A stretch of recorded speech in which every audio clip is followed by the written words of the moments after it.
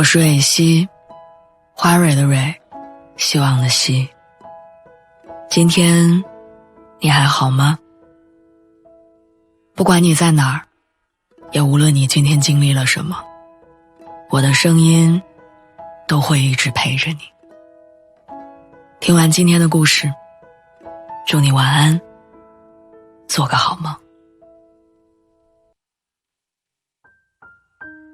在你最难过的时候，你会给谁发消息？我呢，谁都不发，我就自己一个人消化。或许这就是成年人生活的常态吧。虽然微信列表里躺着上千的好友，但难过到极致的时候，你却不会联系任何人。因为你知道这个世界上从来没有真正的感同身受，那些不被理解的情绪，你只能独自一个人承受着。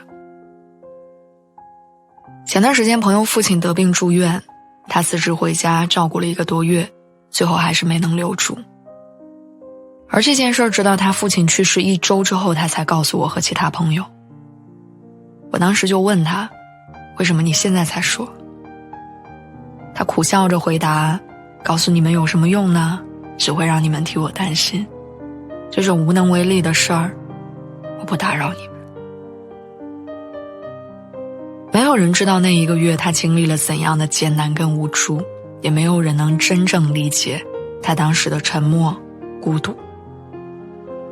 那段时间他很少碰手机，除了联系医生和亲人，所有社交平台上没有任何动态。难过的时候就一个人在楼梯道里坐着，什么话都不说。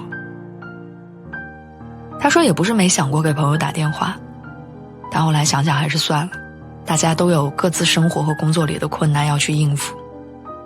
人生里的有些事儿，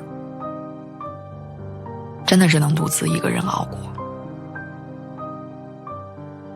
我不知道你有没有发现，年轻时候的我们，再小的烦恼都要找人诉说，但年纪大了之后，再大的苦难都一个人忍受。我们变得越来越沉默，越来越不想说。长大有时候真的只是一瞬间的事情。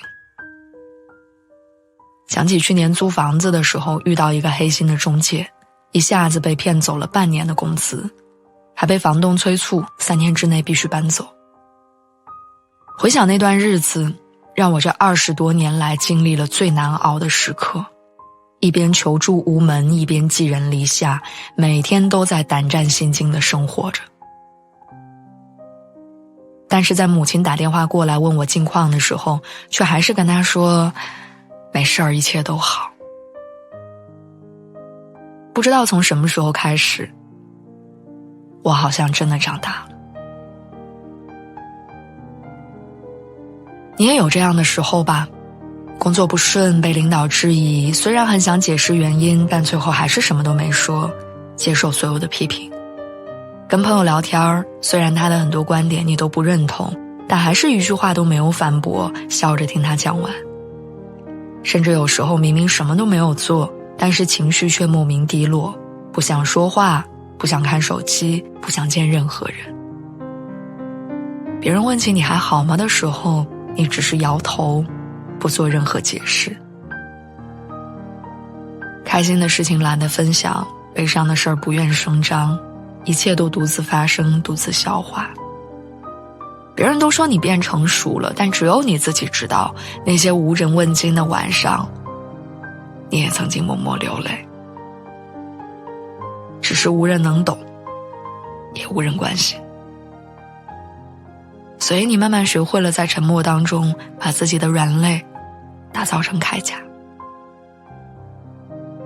黄小波在《沉默的大多数》当中写过，古往今来最大的一个弱势群体就是沉默的大多数。这些人保持沉默的原因多种多样，有些人没有能力或者没有机会说话，有些人有隐情不便说话，还有一些会因为种种原因对于话语的世界有某种厌恶之情。不论什么原因，似乎到了一个阶段，我们总要学会沉默。那不是软弱，而是一种选择。因为我们终于都会明白，所有悲喜只能自度，而他人爱莫能助。